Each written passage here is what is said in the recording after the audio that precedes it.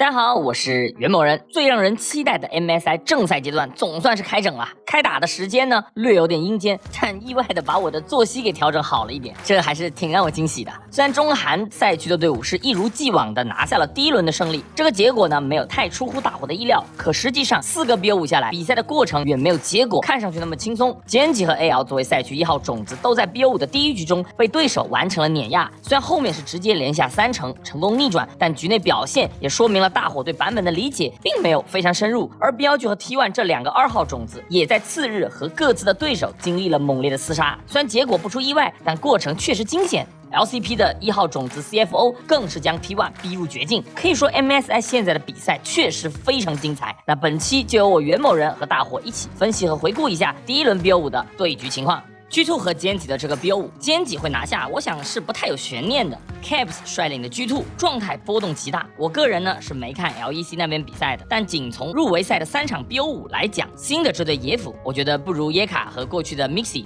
而3C 虽然都是老熟人，但入围赛的竞技状态，我也只能说符合欧洲2号种子的刻板印象。被标剧林峰和北美2号种子打满，又差点被 GAM 让2追3，就整个队伍你感觉不到有那种特别稳定当人的人。那这种状态的 G2 碰到 LCK 联赛统治者Genji，那肯定是被手拿把掐吧。结果Genji上来第一把就被碾碎了。当然得插一嘴，Genji和 AL 都是1号种子，但种子之间还是有点不一样的，因为Genji呢并没有赢过2号种子 ，LCK 那边季后赛啊，他没有决赛的，不说冠军，连优胜者都没有。在 LCK 那边的季后赛上，Genji在让2追3了韩华后，就直接锁定1号种子来打 MSI 了。而被追3的韩华后面是被 T1 3-0完成了零封。所以如果我们按季后赛的比分来排序实力，那 Genji 真的能大于 T1 吗？没打过，这真不一定。Genji 输了第一把，而且是以相对被碾压的方式输给了可以说并没有那么强的 G2， 也恰恰可以说明现在的 25.13 版本对于很多队伍来讲都是一个好机会。G2 这个队伍其实是一个阵容偏好非常明显的队伍，他们极其注重边线，就是在条件允许的情况下 ，G2 是一定会留下单带点，甚至打双带的。而Genji则不同，他们呢其实更强调阵容的完整，单带点在整个Genji构筑阵容的逻辑里其实并不那么高。道理也很简单，我有 Chovy 和史蒂还有 Canyon 这样的核心角色，其实没有必要在边线整那么复杂。当然，以Genji的英雄池来说，玩边线肯定也能玩，只是说优先级没那么高。我简单和大伙盘一下第一把Genji发生了什么，怎么是一个发挥让人感觉闷闷的就输掉比赛的。首先是拿到维鲁斯的 G2 啊，开局呢是牢牢把握了下路线权，而为了保史蒂的发育，Genji 主动选择了换线，把鳄鱼换了下去。而这时呢，洛这个点就解放了。本来中路 Caps 的永恩打高比的沙皇是没线的，但他第一波回城很聪明的选择了不先攻速血，而是吸血杖。但 Chovy 呢，他先回城，他能够把回追线卡在塔前嘛？本来这里 Caps 会非常难受，掉很多刀，甚至赵信会有机会抓。但下路的解放导致了洛能无压力走过来把这波线给解了 ，Caps 就身后有人，直接把线压进了塔里，还摸了沙皇一套。这样兵线处理完，5分钟 G2 直接控了第一条龙，而Genji下路是打武器，他又摸不到塔皮，永恩几乎是一个无压力的发育到了中期，甚至说中期他还能靠着双吸血去卡线来烧一些Chovy的刀。那Genji主动换线肯定是除开保齿地发育外，也要保证对地图资源的控制嘛。所以我们也能看到潮虫 G2 甚至连拼惩戒的机会都没有，基本是进不到野区的一个状态。但 G2 做到了很重要的一点，就是在龙资源拿得够早的情况下，他们对龙的重视程度确实够高。在第2条龙刷新前 ，G2 的2条边线都通过亏线去达到了先换线的这么一个目的，这样下路能够先抢龙坑的位置。而这里呢，两边的单人线也都在发力啊。首先上路的武器主动去换血，这里 BB 处理得很聪明，他骗鳄鱼自己要 all in， 然后马上拉开，这样没有大招的鳄鱼对正面战场的作用就很小了。而 Caps 其实也在采用同样的策略，这个时间点布隆加小赵Genji的这么一个前排组合 ，G2 真和Genji打5v5啊，很容易出问题。而Chovy的判断其实也没啥问题，他大招看上去很蠢，但核心就是为了多压点血嘛。永恩如果下到半血的话，河道团压力他就很大。沙皇这个时间点本来也不可能冲进去推的，但Genji的这波河道团处理瑕疵有点多了。首先史蒂真也就没插过墙，就导致没有龙坑的信息。然后呢 ，Caps 的永恩切入时间又很完美，所以这种就是发挥有点问题。就这波龙团，Genji他可以接受我不吃龙，但一定要拿到人头。如果果能给超比的沙皇喂一个人头，那哪怕人头是做交换，菅井他都能接受。但问题就是被0换3了，菅井打的确实有点手紧，想操作又没操作好。其实我们看团战打完，菅井还是经济领先的，但 Caps 的破败很早就掏了出来。12分钟有破败的永文，他在边线的施压能力就很足了，加上配的又是大树这种能够布置视野和防守的角色，再加上手里还有2条龙，所以到这里凭经济的菅井其实已经崩了，因为单人线的永恩他处理不了，而菅井是没有办法通过逼龙给永恩压力的，然后永恩处理不了，武器起来以后也处理不了。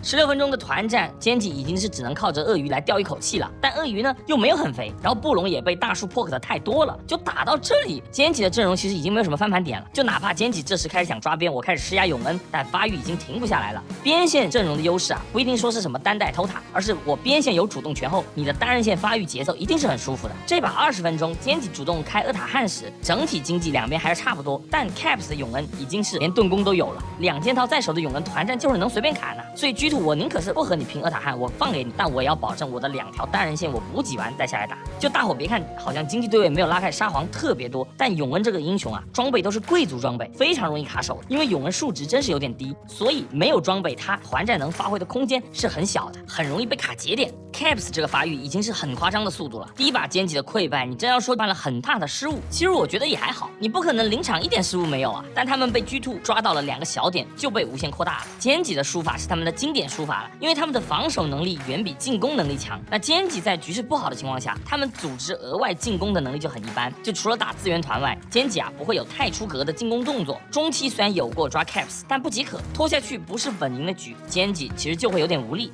不知道该怎么办，只能等对手的失误。所以 BP 对于菅井来说真挺重要的，当然这也有G2打大树体系打得非常好的缘故。大树这个点其实算G2能够资源团打那么舒服的隐藏功臣了，也难怪入围赛被ban了那么多次。确实G2打这个体系打得很熟练，然后 BB 的武器也不愧是在 LEC100%胜率，他也没有出什么岔子。从转线运营到团战处理到对资源点的重视程度，G2都挑不出太多毛病，就相当于菅井拿了一套正常阵容打G2的高熟练度体系，然后自己手有点小紧，那处理被G2小爆，然后止血就停不下来了。但全局 BP 的魅力就在于G2没法每把都拿到那么顺手的阵容，而菅井的核心竞争力呢，在于他们能打的体系比G2多太多太多。第2把菅井开始拉3线的强度，而G2这把在边线就只有瑞兹稍微能带一下，阵容并不顺手，在打这种纯比资源团处理的情况下，两队的差距就被拉得很大很大了。我们就看第2条龙的处理嘛，此时菅井是手握一定的经济优势，这时就能看到这个队伍的厉害之处。首先视野布控的非常扎实，整个龙区几乎都被菅井控完了。这里加里奥我们看着 TP 很着急，位置很深，但实际上 BB 是没办法了，他是领先 TP 的，如果他不早交，兰博走到了那就更没法打了。但G2又没有一个好的视野布控，只能说把战局就堵在这儿了。可因为视野布控的太好，菅井对于G2的包围圈预警的非常早，菅井他就能在一个局部4打5的情况下，几乎没有压力的把加里奥打残，然后后续就是逐个击破，就视野太优势了菅井，然后留给他们的决策和沟通的时间太从容。反观G2就得堵你兰博位置，看得出菅井这个队伍的优势处理确实太扎实了。后面2把菅井基本摸透你选手的路数，就很碾压了。G2其实去年弱蛮多的，去年G2打中韩的成绩真不算差，哪怕 MSI 时最后一场是被3比0，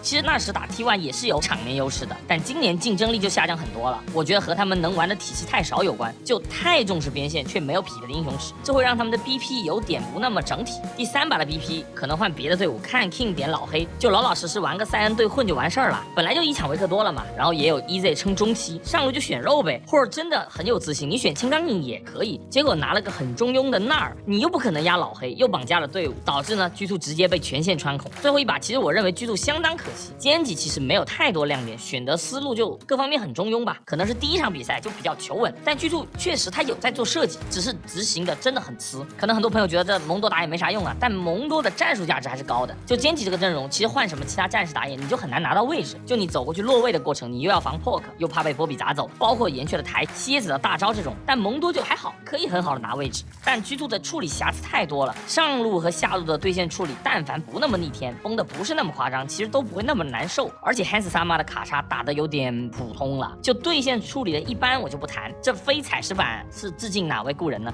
当然 G2也有一点做的很好，就是控龙控的很坚决嘛，就能有机会挤过去那就尽量挤。虽然菅井靠着运营把龙节奏稳住，但菅井本身也没有办法龙魂，所以哪怕中期防御塔狂掉，经济也输很多。但G2它是有机会撑到蒙多16级的，蒙多16级，马上坦克天使降临，加上有卡牌去带边线 ，G2 往后拖打正面资源团，其实就能农奴翻身把个唱了。结果下路卡牌刚飞死歼击这边最肥的杰斯，蒙多就自己送了，就有闪有大有被动的蒙多能被开死。说实话，我是教练我也挺头疼，就再多设计也没法弥补竞技状态或者说是硬实力的这种差距。我觉得歼击的强还是在于队伍的素质很高，能玩的体系很多，而且也很贴版本，但选的和打的都比较平衡。他们属于那种很会惩罚对手失误的类型。运营本身呢也很少出纰漏。我站在 BO5 的角度来说，歼击的核心竞争力在于从第1把到第5把，它都能保持80分以上的整体发挥，你很难 BP 完全碾压它。英雄池就摆在这儿呢，而G2可能第1把是90分，但后面的发挥就可能只有50分、60分这种水准了。那不同阵容波动太大，尤其是第3把就只有30分的感觉，所以打歼击这种队伍得发挥长板，得拿出起码3套能上90分的高熟练度体系，通过更强势的掌握节奏去抢分。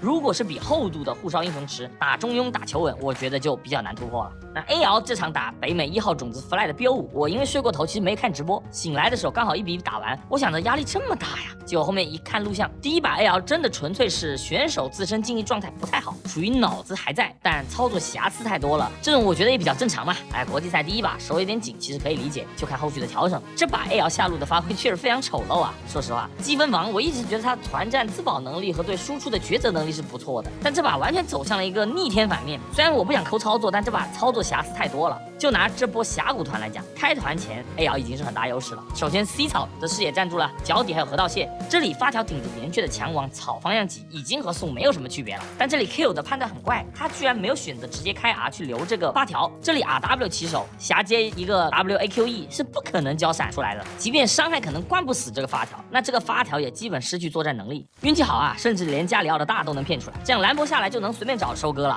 给发条闪走就算了，下路2个人草丛里有眼能看到这个球，结果被这样裸 R 到，那直接导致霞没状态被迫离场，就有点太变态了。后续落的这个 RW 也确实有点不太好评价。第1把其实 AL 的输法给我的感觉和歼击有点像，就是手紧，然后很多团战细节处理的太差，然后雪球又停不下来了。岩雀加小赵本身是 AL 非常爱玩、熟练度非常高的中野组合，第1把没拿下，我并不认为是 AL 的轻敌，而是在大量调整后的新版本，大伙都没有说在版本理解上能达到领先很多，能够降维打击的程度。这时啊，赛果就很拼临场的判断和操作，只能说还好我没有看直播啊，第1场要是直播看的，我的 PTSD 都要发作了。好在第2把呢，圣枪哥站了出来，这把 Fly 用铁男来解掘木，然后用长手维克多来压瑞兹的线。Fly 这个队伍的 BP 理解是真的很有思路，就起码他们有自己的想法。但掘木这个英雄圣枪哥熟练度太高了，2级这波就是纯操作破局，走位升夺2个技能，直接完成反杀，然后等级起来以后再次完成单杀，就彻底奠定了边线优势。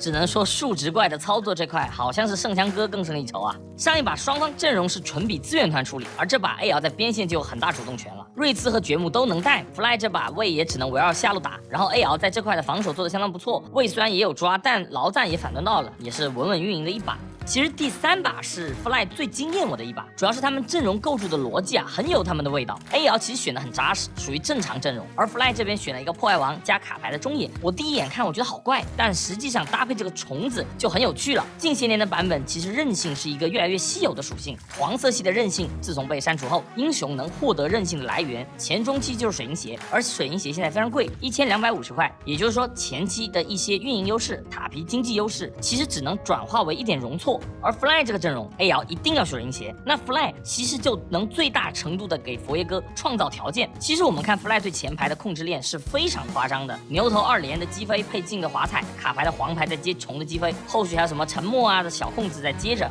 一旦 AL 有点脱节，进入佛爷哥的收割，团战就很难打。哪怕你有沙皇兜底后期，但沙皇大后期前 AL 的前排是一个没什么护甲来对抗中期的，尤其是劳战的猴子嘛，他压力很大，他要出水银鞋，第3件又得马上春哥。但问题是呢，猴子的装备太贵了，是非常容易卡经济的。所以 Fly 这个队伍啊，虽然在一些临场的细节上处理的别有 LCS 的风味，但他们的阵容构筑思路真还行，就导致啊，他们这把给的压迫感一直很强，因为阵容发挥的逻辑很清晰。就如果是常规阵容，20分钟那波 AL 赢团就没有悬念了。可这把 Fly 的阵容它就是有容错。首先单带端卡牌它能撑，沙皇你要说一直在边线刷，你面对暴力出装的破坏王压力也很大。而你说打节奏，牛头镜配合卡牌它也能给各种压力。打正面团呢 ，combo 接的够好，破坏王收起来 ，Fly 也有说法呀。这把 Fly 没能打出理想团战，有一个 gap 就是圣枪哥比 Apple 的嗅觉灵敏太多了。两边的前排其实一旦被粘住，再肉都是靶子，所以坦克的到场时机和判断就很见功力。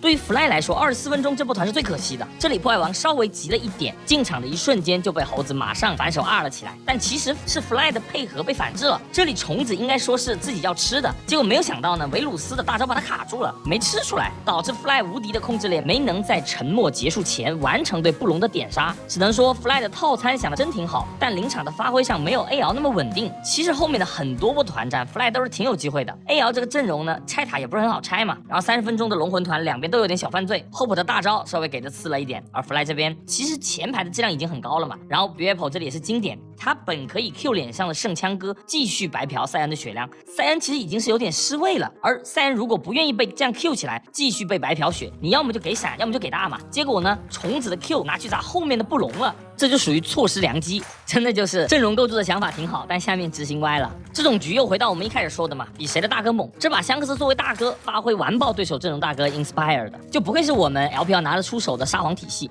最后一波团呢，这里 Fly 就差点摊命，破坏王他经济不够春哥，而猴子已经有了。这时虽然我们看到破坏王砍前排的速度已经飞快，但后续有春哥的劳战，就是很知道团战要怎么打。这里破坏王一倒，那 AL 的团战就随便打了。其实最后拿完男爵的 AL 啊 ，Fly 也还有机会。毕竟猴子春哥掉了嘛，而破坏王又刚出的春哥，但我就不知道为什么破坏王这里要在上路路头摸线，这就是为什么 LCS 这种美洲赛区它一直卡在这种，你说它很弱，也确实有点东西，但有东西又感觉没法转化为胜利，就是这种运营小细节做的太差。你破坏王在上路，大虫子反而慢悠悠在中路晃，你没有沟通我不在正面的这个信息，你就会被 AL 抓住这个机会直接 all in 啊。可以看到大虫子就是有点懵的，他不知道这精神该不该交，就是因为 AL 抓的这个时机很完美，这种啊就是基本功的差距了。Fly 无效动作太多了，看着就很给机会。打完第3把呢 ，AL 手已经很热了，到第4把那个 BP 一做 ，AL 基本就拿下，也看得出选手的状态比起第1把回归了很多。只能说整个 BO5 看起来有惊无险吧。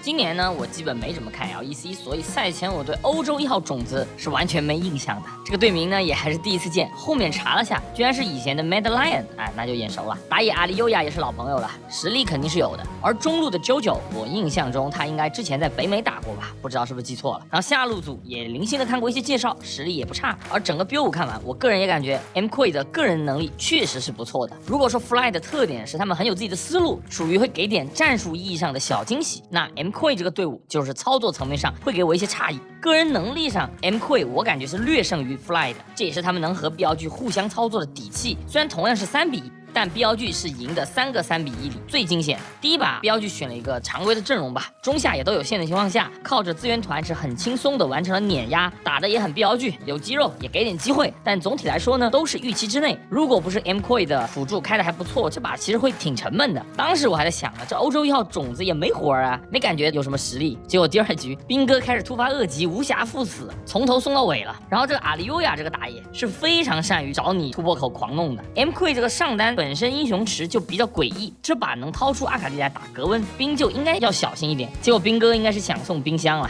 从开局1打2白给开始，到后面边线无限被提款，直接一个人把猴子和沙皇都养得肥糯糯的啊，送点经济其实都无所谓了，主要是死的太多，经验亏的都比 AD 等级低了。那格温虽然说是后期大核，但没等级你也很难刷起来。第2局兵的坑实在太大，导致格温出不去，结果沙皇和阿卡丽谁去边线都能推完线无压力进野区找机会，最后杀死骆驼的最后一根稻草也是因为下野区完全被 MQuay 掌控，然后BLG就被逐个击破了。这种地图没有图权出不去的局，加上 MQuay 阵容抓机会能力也非常强，所以哪怕经济看着没有拉开，但崩盘啊是迟早的事情。还好第3把的 BLG 是直接掏家伙了，就不跟你烧脑嘛，整简单粗暴的。上把兵自己送加被针对，那这把就直接整塞恩了。而中野的选择上，拿到位后，JoJo选择拆狐狸，然后给左手拿塞拉斯打，这绝对是臭棋。给 BLG 中野拿到这种强对抗、强节节奏是 MQ 是不可能给 BLG 下路还拿到太强势组合的。但问题呢在于办不完，你办了卢娜，办了卡莉丝塔，那 BLG 还有女警体系。这把蜘蛛出来的时候，我就觉得 BLG 肯定要碾压了。虽然 MQ 啊最后补了个三狼，想整个双锁头给压力，但狐狸加三狼这对抗能力真的太弱了。狐狸打塞拉斯的组合其实是看点手法的，狐狸要打得非常运营，得动脑子。可只论这个对局 ，Knight 他是能抽 Z 卡陀螺的程度，所以当中期到边线后 ，Knight 单杀就感觉很理所应当。正常来说呢，这样的开局 BLG 会很轻松的碾过去。但得说 MQ 这个队伍的抓机会能力还真是可以，即便劣势也能抓一些相当吃手法的出击。中路这个网红打卡点，其实能这样抓 Elk 的这个机会，一举逆转局势，确实是有1号种子的实力。可比操作 ，BLG 也肯定不甘落后。后续北川和 Knight 的这波防守操作，也证明了拼肌肉和抓机会 ，BLG 同样擅长。也因为 MQ 挣扎了的这波，才能让我们看到后面火龙魂女警再配上远古龙的一发入魂。那个塔这边是完全能越塔了，感觉这波甚至可以。哦哟，这什么伤害？差点秒来一枪。王二又来了，逼出了2的一个中亚，一枪直接入魂。我操，看着就好解压。第4把呢，其实BLG我觉得本可以不那么惊险，在 MQ 下路发挥还是可圈可点的情况下，人家半卢明显要抢滑板鞋，那BLG这里没有跟班滑板鞋，而是用 Nico 加艾希硬顶卡列，可以理解，但有点没必要。主要是 Nico 被砍的太多了，对线强度远不如之前。然后艾希虽然之前打卡莉丝塔算可以，但定位太工具了。然后2轮出的英雄也非常保守，什么老黑辛德拉不是说不行吧，就是太保守了，就感觉兵发狂了。第2局后面直接给他锁英雄完了，封印你，那最后整个阵容看起来就没有爆发。那这种局是朗姆最喜欢的，卡莉丝塔后期肉起来后，BLG这种阵容就很难解决他们，他也就能随便游龙。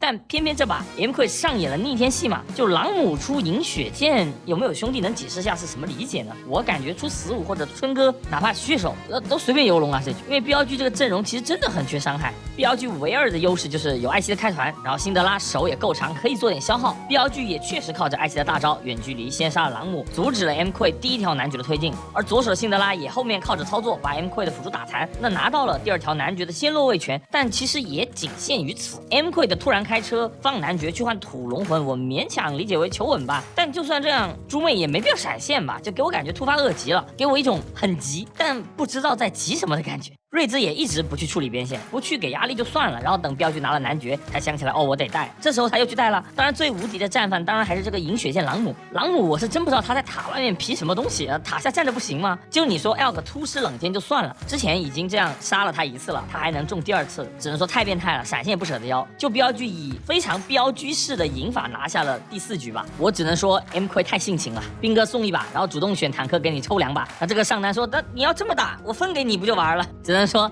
欧洲1号种子啊，操作抓机会能力的这些肌肉部分还可以，但脑子还真有点异常，真的是有点变态了。这个队伍也是好事吧，BLG 赢的不顺利，但赢就是赢。BLG 这个队伍呢，很像杀人书型，就是只要一直赢，他的信心就会一直积累，发挥他也会越来越好。包括兵状态很差的第2把，我觉得能让他稍微清醒一下，带着比较冷静的状态去面对状态高涨的多兰，我认为其实也不算一个坏事，也希望BLG能够戒骄戒躁吧，主要是 BB 思路得更清晰一点。首轮这场 LCP 1号种子 CFO 打 T1 的比赛，我想赛前很难有人能想到比赛会打满吧。但补完比赛过程，我确实认为啊，目前 MSI 大火的版本里解身差不多，都是知道要控龙，但怎么做到呢？这就各凭本事了。这种情况下，0场状态加 BP 博弈再到战术设计，你只要每个环节做一点小亮点，那很多方面的能力就可以被弥补了。第1局其实很符合我这些年看 LCP 队伍的情况，就是有思路，也有些操作，但不太稳定。这种打 LCK 队伍啊是大忌。这场 Faker 的安妮前中期的一些处理已经很贪了，给了一些机会，包括下路组的强线权起节奏也被 CFO 看穿防住，看得出 CFO 是一个战术非常不错，但战略差一口气的队伍，所以体现就是2队进攻效率上有差距。说实话，得亏 Driver 这个塞恩中期能撞出这么完美的大招，在 EZ 强时期的末尾带了一波大节奏，否则正常刷下去 CFO 还是会被 T1 逐渐蚕食掉。只能说绝活哥的命角确实有东西啊，但 CFO 他没有意识到这个时间点得快速的给维克托刷出帽子，尤其没有龙魂压力的情况下，你得靠大哥打呀。结果 CFO 28分钟还在 T1 这里拉扯厄塔汉，就大方向错了，就一定会有人犯病。这里辅助绕后是表面逆天，但整个团队其实决策上就看得出他想主动求战。就如果趁着男爵 buff 这段时间给潘森刷出春哥，给维克托憋出帽子，后面的团战其实犹未可知的。啊，这其实也是歼击这个队伍打 T1 的常用策略。就你打 T1，你真不能急。我其实整个看起来，虽然 CFO 有节奏，也有赢过团，但这场比赛还是在 T1 的掌握下呀。如果不是 Driver 那波开车一波逆转，后面 ADC 的对位经济差距会被拉得更爆。但输掉第一把后呢，我认为 CFO 做得很好的一点就是他们确实看穿了 T1 想打的战术。现在全世界都知道 T1 要打下路线权，要打速龙，所以 CFO 开始围绕下路疯狂变奏。只能说俊家在变奏这块还真行。第一把 T1 打的好像有点艰难，其实也和 Nico 这个英雄的线权优势没有体现的足够彻底有关。如果是之前版本的 Nico， 开运的日女啊是根本不可能有游走空间的。只能说大伙都在适应和摸索新的版本梯度和具体的效果。第二把虽然节奏上是 CFO 中野在起，但能起的基点其实还是 CFO 拿到了下路卢娜去打卡列，有线能先动就可以带队。然后俊家非常灵性的做各种变奏抓人，就属于牺牲一点刷野发育去换取关键线上更多的优势。而这个战术执行既果断又有效 ，Faker 的瑞兹无限被抓，然后双人线俊家稍微帮忙后也基本处于一个无限滑脸的状态。T1 的中塔甚至在14分钟峡谷都没刷新就被平推掉了，这就是这个版本下路处于劣势时的尴尬。你软辅对碰，输的一方会被压缩的很厉害，后面自然就是纯碾压局了。我不知道是第二把被碾压导致的，还是说本身因为烧的下路已经挺多的，所以 T1 第三把选了一个非常逆天的下路组锤石加塞纳。然后这场的战术 CFO 做的很漂亮，就9桶扛格温其实是能抗压的，然后最后一手又补的是布隆，他就会让 CFO 的一级非常强势， CFO 就能明牌换野区去压制塞纳了。然后一级的换血设计也很成功，最后就导致了一个1级越塔击杀的结果。很早 T1 下路就被打穿了，然后乌鸦打加里奥的效果也相当不错。这把如果是选常规法师，你面对加里奥和杰这样的组，他很容易被提款，而乌鸦作为法坦他就不用担心这些了。所以从 BP 到局内发挥，你明显感觉到 CFO 打得很顺，因为他阵容很合理，曲线也很对，包括对 T1 阵容的反制也很到位，就选完你不送他就赢了。然后确实也没像 M Queen 那样送，该拿的优势拿到了，该操作的部分也有操作。与其说 T1 这把 BP 犯病了，不如说他们其实没想好要打什么。这把一抢格温的情况下，下路想选防守发育的组合，最后却来了个锤石加塞纳，那肯定是有人有点晕的。也说明女警这个英雄点出来后啊，其实对 T1 的后续出英雄是有很大影响的。我觉得连着2个 BO5 女警都有不错的表现，我感觉这个英雄会在后面的 BO5 里越来越得到重视。毕竟现在大伙都知道速龙容易赢，但能够稳定拿线的组合在 BO5 后半程它会变少，那这时女警能不能很好的填上这个生态位，成为版本优选，就看后面各个队伍的理解和开发了。我反正看下来感觉办掉一些不好打的组合后，确实女警发挥的空间蛮大的。第4把是 CFO 最有机会染指胜利的一把，可每个全华班打 Faker 的都要挨这么一遭。我觉得 CFO 最可惜的是他们没抢波比，而是选择了蝎子。我看了一下俊家，确实波比的使用场数不算多，如果有这个选择先拿波比，其实后面 Owner 的可选会被压缩很多，也不用压力大到去扮什么瞎子，只能说确实可惜吧。T1 为什么在世界舞台上那么强？虽然 MSI 没有 S 赛的 buff 那么变态，但 T1 其实你真说他爆冷也很少会爆，哪怕压力很大，他也总能撑过去。之前跟大伙分析过，就是他们的局内调整和对对手的阅读能力太强了。去年 MSI T1 第一次碰到 G2 是和 G2 打的难解难分的，各种压力，结果第2次碰到 G2， 当时 G2 他刚3比0零封了滔博，大伙也都觉得哎呀 G2 这个状态 T1 难了，结果反而是 T1 以3比0横扫了 G2。就 T1 的这种局内调整能力真的被低估太多年了。CFO 靠什么啃下2分？其实核心是俊家的变奏，加上下路有线后强势带队。红 Q 虽然操作可以，但他不是队伍的起点，所以我们第4把马上看到 Owner 拿到皇子，立马变奏3级抓中，解放 Faker 的塞拉斯，这样塞拉斯再去帮优势的兰博扩大。后面虽然红 Q 也靠着操作完成了1次1换1，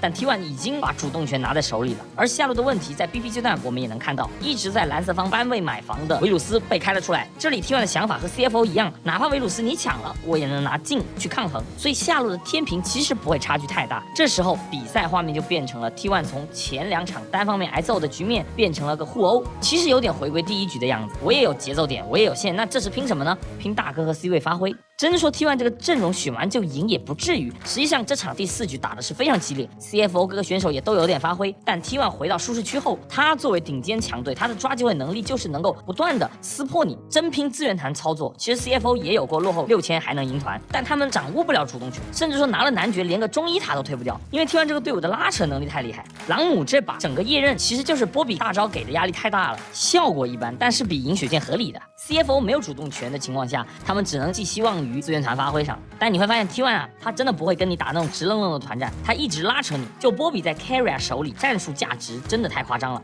说白了 ，T1 在跟上 CFO 的游戏节奏后，既跟你拼点肌肉，又跟你玩点脑子。就哪怕 CFO 阵容其实后期也很强，但他们发挥不出来，最后就就是变形。而这种大混战呢，拖半天还输了的话，第5局泄气就很正常了。确实也没牌。说实话呢 ，Faker 这个冥想一出，一大早就给我看醒了。全华班打 T1 的这类剧情啊，真的看太多了。英雄联盟样板戏真的有点看腻了。今年飞哥能不能换个剧本啊？能不虐我全华班兄弟了吗？当然话说回头，我还是对 CFO 非常 respect。首先鸡排这块就送得很满，我也确实想吃鸡排了，哼哼哼。其次就是 CFO 真的很敢操作，只能说特别可惜的就是 Driver 最后一把没上，好像说是因为身体原因吧，挺可惜的。他的奥恩熟练度应该是比 Rest 高很多。Rest 这奥恩打杰斯，虽然你不好打，但穿的太过分了，就可以接受劣势，但不能接受被碾烂的这样的差距，只能说很可惜吧。那看着俊佳多个 Go 这些老朋友发挥也很出色，而年轻的红 Q 更是带来一些希望。作为曾经看 TPA、看闪电狼、看 AHQ、看 LMS， 从曾经的抗寒奇侠一步步到今天的隔壁赛区老观众，再次看到他们打出这么有激情、有竞争力的比赛，我还是很为他们高兴的。他们确实需要一场漂亮的国际赛发挥，证明给支持他们的观众，他们值得被支持的。虽然最后也是输了，但不孬吧，尽力了，挺好的。也希望 CFO 后面能够越打越好。也不得不再次感慨 Faker 的恐怖啊！从当年的西门到后面的 Maple， 再到现在的红 Q， 真的就是魔王打3代啊！还有就是 T1， 别看好像3比2赢得艰难，然后各种粉丝开始攻势唱衰啊，骗不了我的。这种级别的打我已经不会再信了，尤其是蓝子的这个发挥和状态，我还真不觉得 T1 现在很差呀，只能说 BLG 也有机会，但绝对不是稳操胜券的那种。确实，大伙现在版本理解差距都不大，没有质的改变。接下来就是临场和进化环节，那最让人期待的中韩大战环节马上也开始了。然后短赛程的 MSI， 其实每个队伍都会有一次吸收和进化的机会，就看哪个队伍能够抓住这个关键了。那本期内容就这么多，因为赛程很紧嘛，所以周末的2场中韩大战 BO5， 我会出一期分期视频，聊聊我对版本的看法和对比赛内容的概括。也希望大伙儿都能好好的享受 MSI 的比赛。那我是袁某人，我们下期很快再见，拜拜。